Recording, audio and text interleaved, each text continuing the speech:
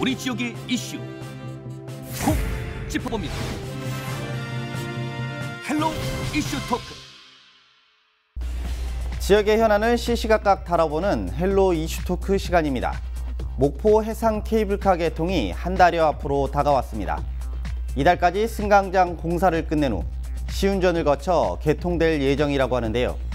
해상 케이블카는 개통되지만 정작 목포의 관광 인프라는 여전히 미비한 상태입니다. 목포 관광 현주소와 전망에 대한 이야기 지금 나눠보겠습니다.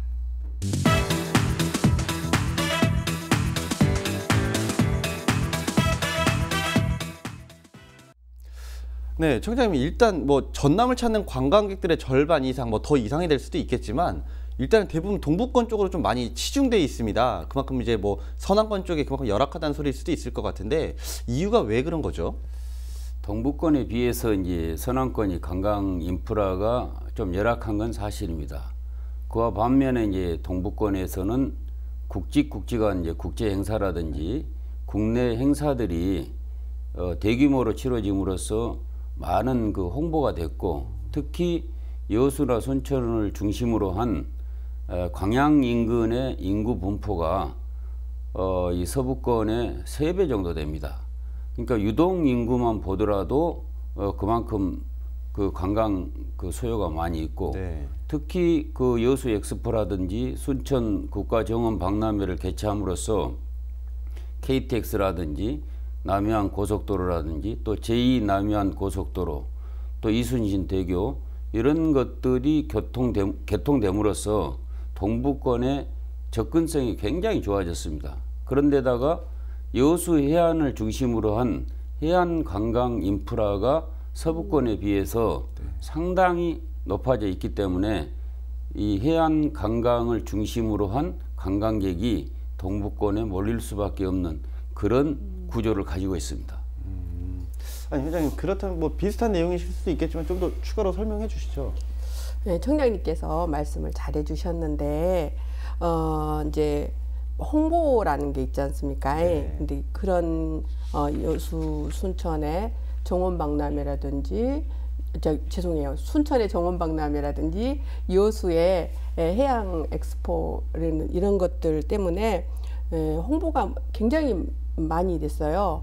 그러니까 그런 큰 박람회를 개최하면서 한 6개월 전에서부터 계속해서 홍보를 하잖아요. 그리고 1년이 그렇게 지나가고 그 다음에는 또 순천에서 바로 이어서 2013년도에 또 이렇게 홍보를 하고, 그러니까 이런 홍보가 굉장히 잘 되고 많이 되었던 것으로 알고 있어요. 그래서 전국에 있는 우리 국민들이 여수나 순천을 많이 찾았던 걸로 알고 있습니다. 아니, 그렇다면 이제 천사대교도 이제 개통을 하고, 네. 또 이제 목포에 있는 해상 케이블카도 그 개통을 앞두고 있는데요. 네. 이것들이 어떻게 보면 새로운 발판이 좀 될 수 있지 않을까요? 당연하죠. 이제 여수에도 이제 해상 케이블카가 있지 않습니까? 네.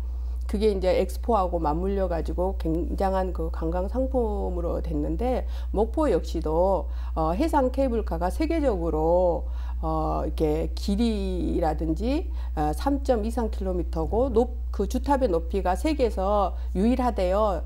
155m. 그래서 그 굉장한 그런 케이블카의 관광 상품하고, 또 천사대교를 건너가면은 5개, 6개 섬을 우리가 돌아볼 수 있어요. 지금까지 접근성이 굉장히 뒤떨어진 신안의 섬을 연결하면은 여수 또는 순천, 광양보다는 훨씬 더 많은 인프라를 구축할 수 있을 것으로 예상되고 있습니다. 네. 청장님 좀 어떻게 보시나요? 우리 회장님께서도 이제 말씀하신 바와 같이 목포 해상 케이블카 개통에 따른 초기 시너지 효과는 상당히 있을 겁니다.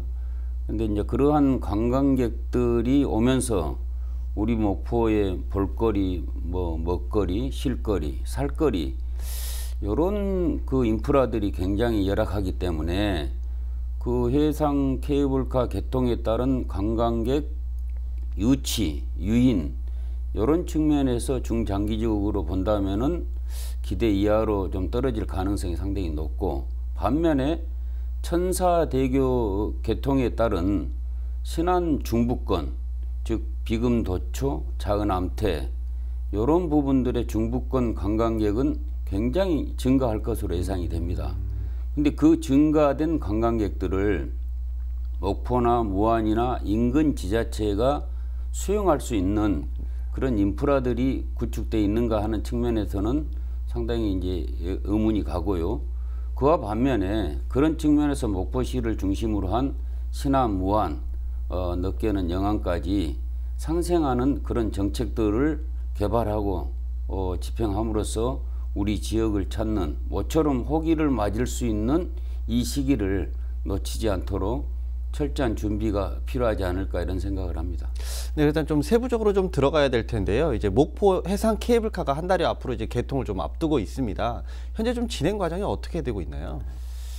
유달산과 이제 고화도를 연결하는 목포 시민의 뭐 오랜 수건이었던 이제 목포 해상 케이블카가 당초는 다음 달 19일에 이제 개통할 예정이었지만은 여러 가지 이제 마무리 단계에서 조그마한 문제들이 발생해서 아마 연기한 것으로 알고 있습니다.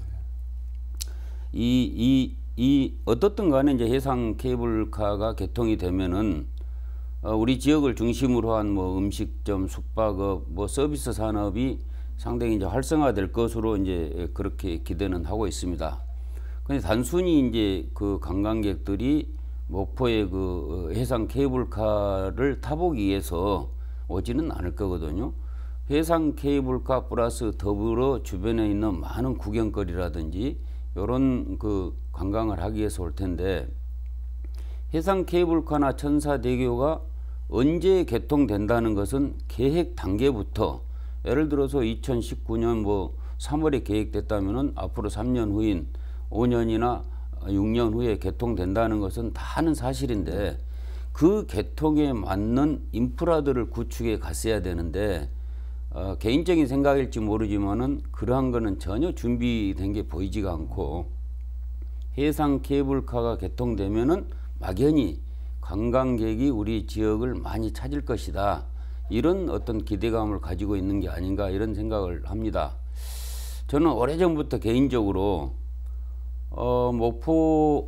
목포의 뭐 유달산 그 어민동상 밑에 10만 평 공원 예정지라든지 오감 대학 부지로 남아 있는 빈 땅이라든지 또 고화도 이런 그 빈 땅들에 뭐 유채꽃 단지라든지 코스모스 꽃 단지라든지 해바라기 꽃 단지 같은 걸 대규모로 조성을 해서 많은 국민들이 관광객들이 우리 지역에 꽃구경을 올 수 있는 그런 여건을 좀 마련해야 된다.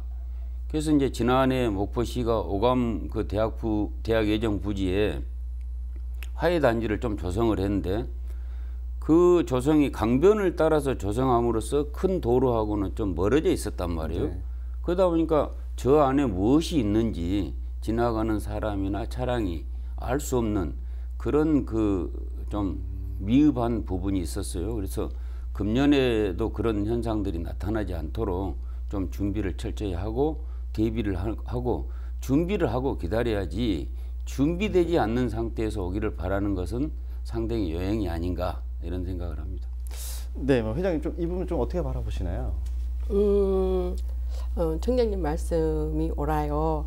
그래서 그런 빈 공지가 있어요. 목포에 그런 곳에 이제 꽃을 이렇게 또 화훼단지를 해서 지역 주민들도 가서 즐길 수 있고 외지 관광객들도 와서 즐길 수 있으면 참 좋을 것 같고요. 또 무엇보다도 이제 지역 주민이 해상 케이블카에 대해서 저는 더 알아야 된다고 생각을 해요. 물론 우리나라에만 해도 한 30여 개의 케이블카가 있어요. 네. 그리고 전남 쪽에만 해도 지금 뭐 두륜산이라든지 여수 해상 케이블카 있고 목포 있고 또 어디 진도 쪽에도 어디 뭐 해남하고 해서 케이블카를 만들 예정이다 이렇게 얘기를 했는데 그런 케이블카하고 비교해서 목포 케이블카가 뭐가 다른가, 어떤 점이 목포께 더 나은지 이런 것들을 좀 알았으면 좋겠는데 저는 그 부분을 지금 좀 말씀을 좀 드리고 싶은데 목포 해상 케이블카는 우리나라에서도 그렇고 세계적으로도 빠지지 않는 3.23km로 목포 시가지에서 북항에서 유달산을 넘어서 그리고 유달산 1등바위 밑에 승강장에서 한번 내려서 다시 탑승할 수 있어요. 그리고 고하도까지 거기가 한 800 해상으로 가는 게 800m가 넘는다고 들었어요. 그렇게 긴 게 각도가 기역자 형태, 약 150도 각도를 유지한대요. 세계에서 이런 각도를 가진 케이블카는 목포 케이블카밖에 없다랍니다. 그리고 거기에 이제 그 캐빈이 55개가 설치되고 거기에 또 그 유리로 된 거 있잖아요. 이런 유리로 된 케이블카가 있는데 그런 크리스탈 캐빈이라고 하더라고요. 그런 게 있을 거고 한 왕복 40분이래요. 여기서 차를 타고 나주 가기만 한 거리예요.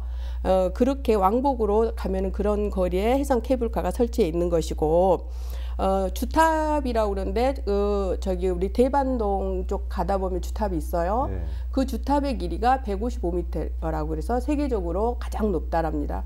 그리고 거기서 케이블을 타고 고하도까지 쭉 내려가다 보면 굉장히 스릴감이 있을 거래요. 그래서 우리가 가지고 있는 케이블카를 목포 시민들이 조금 더 자세히 알고 그것을 또 이렇게 홍보해 주셨으면 관광을 오신 분들한테 또 얘기도 해주고 더 많은 사람들이 흥미를 갖고 보러 오지 않을까 이런 생각을 해봅니다. 뭐 이렇게 선례라고 하죠. 뭐 통영이라든가 네네네. 또 여수라든가 보면 이제 해상 케이블카를 통해서 네. 뭐 지역 경제라든가 네. 또 관광객 유입이라든가 이런 효과들을 좀 많이 봤습니다. 네. 목포도 좀 그런 기대를 좀 가질 수 있을까요? 당연히 우리가 저기 여수를 갈 때 그냥 여수 가서 엑스포 가거나 뭐 향일암 가려고 간 건 아니에요. 거기 해상 케이블카 한번 타고 그리고 이제 그런 다른 지역하고 이렇게 연계해서 가려고 그러거든요. 그래서 목포도 마찬가지예요. 해상 케이블카만 타러 오는 게 아니라 이런 지역 연계 관광 상품들이 있어서 같이 즐기러 온다고 생각합니다. 네, 총장님 좀 어떻게 보시나요, 이 부분에 대해서? 우리 회장님께서 이제 목포 해상 케이블카의 특징이라든지 다른 지역과 이제 차별화된 그런 걸 상세히 이제 말씀을 해주셨는데, 여수하고 이제 목포하고 이제 사람들이 비교를 많이 합니다. 네. 근데 이제 여수 같은 경우는 그 자산공원에서 돌산을 이제 건너뛰는, 그래서 이제 돌산 비령길이라든지 이런 그 부수적인 관광 자원을 쏙 둘러본 다음에 뭐 차를 타든 케이블카를 타든 다시 여수로 와서 숙박을 하거나 해안 관광을 하거나 음식을 먹거나 이런 피드백 시스템이 아주 잘 돼 있어요. 근데 이제 우리 목포 해상 케이블카의 경우는 고하도가 육지가 되면서 우려일지는 모르지만은 편도 이용하는 관광객이 많고 또 그 편도를 이용한 관광객들은 바로 차를 이용해서 해남이나 진도, 안도 쪽으로 빠져나갈 그런 가능성들이 굉장히 많습니다. 그래서 그 왕복을 해서 반드시 유달산이나 고하도, 목포 시내에서 이 사람들이 머물 수 있고 누차 강조하지만은 볼 수 있고 살 거리가 있고 쉴 거리가 있고 이런 인프라들이 패키지로 구축이 됐을 때 목포 해상 케이블카의 우수성이나 이런 부분들이 시너지 효과를 낼 수 있지 않을까 저는 그렇게 보고 있습니다. 뭐 지금 시너지 얘기를 좀 해주셨는데요. 뭐 근대 역사문화 공간이라든가 또 다양한 사실은 이 목포 쪽에도 볼거리들이 분명히 있거든요. 이런 것들을 해상 케이블카하고 좀 제대로만 연계시키는 관광 상품이 있다라고 하면 좀 더 큰 시너지가 나지 않을까요? 그 이제 최근에 제가 해상 케이블카 이제 개통과 관련해서 이제 몇몇 목포 시내에 있는 여행사들하고 한번 접촉을 해봤어요. 네. 그래서 해상 케이블카와 관련된 상품 개발을 한 것들이 있느냐. 네. 근데 지금 막연하게 한다고는 하는데 구체적으로 어떤 상품인지는 없어요. 그러니까 1박 2일, 2박 3일, 뭐 4박 5일 이런 이제 상품들이 좀 개발이 돼야 되는데 제 개인적인 생각으로는 해상 케이블카, 유달산 사막도, 근대 역사 거리 플러스 목포에 유일하게 섬으로 남아있는 달리도, 율도, 외달도를 연계한 이런 그 관광 연계 상품을 개발함으로써 산으로, 바다로, 섬으로 이런 그 관광 패턴을 형성할 수 있지 않을까 이런 생각을 좀 해보는데 단순히 대부분의 여행사나 목포 시민들은 달리도나 율도, 애달도에 대한 섬의 가치를 전혀 모르더라고요. 저는 개인적으로 이 세 개 섬에 대해서 최근에 한 3번 정도 투어를 해봤어요. 근데 제 생각일지는 모르지만 목포의 마지막 남은 개발의 성장 잠재력이 굉장히 많은 곳이 이 세 개의 도서가 아닌가 이런 생각을 하면서, 물론 이제 목포시가 슬로시티로 이제 지정하기 위해서 슬로시티 이제 회장단들하고 4월 1일 날 이제 와서 대대적으로 와서 실사를 하고 지정 선포를 할지 더 검토를 할지는 모르겠지만 이제 그런 계획들도 가지고 있는데, 완도 청산이나 제주도가 관광지로 유명하게 된 것은 바로 슬로시티라든지 슬로시티 안에 있는 뭐 유채꽃 단지라든지 이런 부분들을 구경하기 위해서 사람들이 계속 몰려오면서 접근성을 강화시켰거든요. 그런 측면에서 해상 케이블카 플러스 근대문화 역사 거리, 목포가 가지고 있는 세 개의 섬을 한데 먹는 그런 관광상품 개발이 필요하다 이런 생각을 합니다. 네, 회장님 뭐 현장에서 또 직접 하시니까 이 부분에서 네. 좀 더 직접적으로 다가오실 것 같은데 어떻게 좀 보시나요? 지금 4월에 이쪽으로 오신다는 분들이 계속 해설 예약을 들어오고 있어요. 그래서 이제 그 해설 투입도 저희가 하고 있고, 저 외지에서 왔을 때는 목포만 보고 오지 않아요. 신안 어디 섬을 보고 목포 들려서 해상 케이블카를 타고 영암에 가서 왕인박사 유적지를 보고 간다. 또는 뭐 신안 보고 목포 보고 무안에 뭐 연꽃방죽을 보고 가겠다. 이렇게 크게 아우르고 오거든요. 그래서 이제 4월 5일 날 전남도하고 목포하고 신안군하고 그다음에 무안 이렇게 해가지고 관광 설명회를 한대요. 신안 비치 호텔에서. 그래서 이런 것들을 마련하기 위해서 어떤 관광의 테마 관광이라든지 관광 동선 같은 거를 맞춰서 관광 상품을 개발하기 위해서 이렇게 행정도 같이 하고 있고, 또 저희 문화관광 해설사 역시도 거기에 맞는 시나리오를 개발하고 관광객들 오시면 맞춤 서비스를 해드리려고 노력하고 있습니다. 현장에서 이제 다양한 움직임도 있으시고 또 상품 개발에 대한 니즈도 분명히 있으신 것 같아요. 네네. 근데 정작 또 해상 케이블 가격이 또 비싸다고 하네요. 그러다 보니까 이 부분에 대한 또 사실은 좀 어떻게 보면 보완을 좀 해야 될 것 같은데, 뭐 여러 가지 분명히 사안들이 있을 것 같습니다. 저희가 어떤 것들을 좀 보완을 해야 될까요? 제가요 깜짝 놀랐어요. 이렇게 얘기하면은 일반 시민들이 저한테 뭐라 할 수도 있겠어요. 근데 제가 싱가포르에 있는 해상 케이블카 굉장히 유명하더라고요. 네. 그 해상 케이블카가 900m 정도 되더라고요. 해상을 이렇게 통한 그거밖에 없어요. 네. 그게 5만 원이에요. 그러면 목포는 보세요. 북한에서 유달산을 가로지르잖아요. 거기서 다시 고하도까지 총 2.23km예요. 그게 현재 정해진 가격을 보니까 22,000원인가요? 이렇게 정해져 있다. 왜 이렇게 싸지? 그 생각을 했어요. 이거는요 우리 지역 상품이 아니에요. 국가적인 상품이고 세계적인 상품이에요. 거기에 걸맞게 가격도 정해져야 된다고 생각하는데 우리가 아직 많이 모르고 있다, 그런 생각을 하고 있어요. 그리고 해상 케이블카를 탔는데 보세요. 진도 보이죠? 해남 보이죠? 영암군 보이죠? 신안군 보이죠? 무안군 보이죠? 벌써 몇 개의 도를 보고 내려오는 거예요. 다도해하고. 그리고 또 낙조가 목포가 그렇게 이쁘답니다.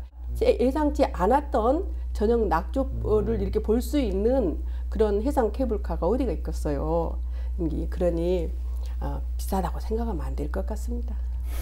좀 더 뭐 보완할 점이 있을까요? 저는 이제 개인적으로 좀 견해가 좀 다른데요.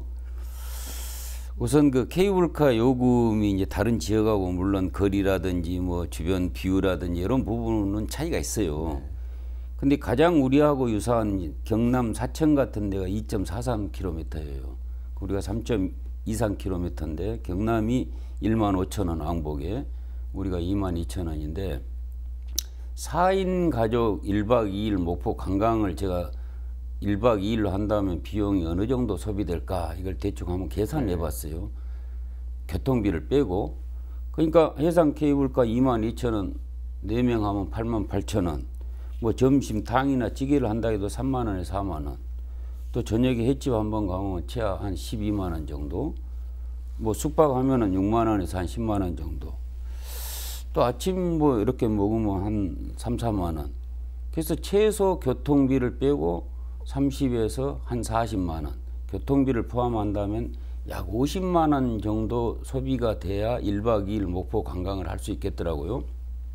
그럼 물론 뭐 22,000원이 비싸다면 비싸고 싸다면 싸요. 근데 다른 지역에 비해서 이제 우리 목포 해상 케이블카는 길이가 길므로써 초기 이제 투자가 많이 돼 있기 때문에 원가 계산해 보면 뭐 그 정도가 맞는지는 잘 모르겠지만은 저는 초기에 그 관광객 유인이라든지 여러 가지 시너지 효과를 하기 위해서 좀 요금을 낮추고 또 어느 정도 이게 이제 정착이 되면서 매년 물가 상승률이라든지 여러 가지 걸 감안해서 단계적으로 좀 올려도 그 우리 초기에 목포 해상 케이블카 그 시너지 효과는 굉장히 있을 거예요. 근데 비싸다는 인상을 줘버리면은 다른 쪽으로 많이 빠질 소지가 있어요. 왜 이런 말씀을 드리냐면은 2002년도인가 서해안 고속도로가 개통됐을 때 북항 목포대교가 개통이 안 됐으니까 북항이 종점이에요. 네. 근데 북항에 많은 횟집들이 그때 당시 생겼었어요. 모든 서해안 고속도로를 타고 온 관광객이 됐던 뭐 이런 사람들이 북항에서 이제 뭐 점심이나 저녁을 먹는데 또 숙박 이런 부분들이 굉장히 비싸다는 인상을 줘가지고 그 뒤로 목포에 관광객들이 안 왔어요. 그런데다가 최근에 목포대교가 생기면서 아까 말씀드린 대로 해남 진도 완도 쪽으로 다 빠져버리는 거예요. 그러니까 그런 우리가 실책이 한 번 있었기 때문에 목포 해상 케이블카 개통에 맞춰서 이런 부분들을 좀 잘 검토해서 목포를 다시 찾을 수 있는 그런 정책 마련이 필요하다. 저는 그렇게 보고 있습니다. 네, 분명히 뭐 다양한 뭐 논란의 소지도 있고요. 또 어떻게 보면 또 보완해야 될 점들도 분명히 있을 것 같습니다. 하지만 또 모두가 또 아끼는 만큼 또 좀 더 좋은 결과들이 오지 않을까라는 생각이 듭니다. 오늘 얘기는 여기까지 한번 진행하도록 하겠습니다. 오늘 말씀 감사합니다. 많은 시민과 관광객들의 우려와 기대 속에서 목포 해상 케이블카 개통이 한 달여 앞으로 다가왔습니다. 단순한 즐길거리로 멈출 것이 아니라 다양한 인프라와 함께 성장하는 지역의 랜드마크로 거듭날 수 있는 여러 가지 방안이 모색되길 기대해 봅니다. 지금까지 헬로 이슈토크였습니다.